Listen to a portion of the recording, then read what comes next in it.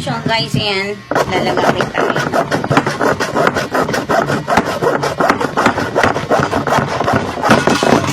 Ayan. Ito siya para dito. Sa tayo. Tapos yung isa mamaya papakita ko. Ito guys yung yung nagawa ko na putol ko. So ganito yung gagawin ko. Ito yung dati niya. Ayan. So nagpanibago ako ng ganito. Tatapong ko na siya. Ito na yung magiging bago niya. Yan, ganyan ang style niya. So papakita ko sa inyo mamaya kung paano. Pero bago yan, syempre, lalagyan natin yan ng solvent cement. Where's the pambukas? Bukas nga siya, when? Kailangan may assistant ako kasi hindi ko alam kayang buksan. So yan, lalagyan natin ng solvent cement ito para pandikit dito sa may coupling. So ito, lagyan na rin natin. Ang baho, guys. So yan. Dikit natin yan. Ay, sorry. So, next natin yung elbow niya. Ang baho, guys. May rugby. Dito sa may Wag, dito lang yan.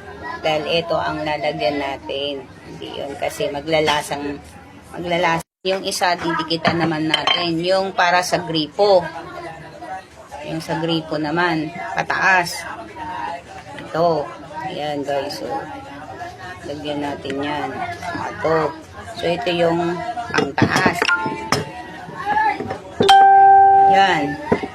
Tapos, gagawin natin, ano next nito? Dadaling ko na doon.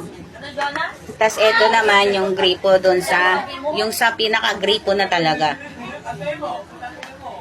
Yan. Yung para sa pinaka-ulo, yung yung ambusad.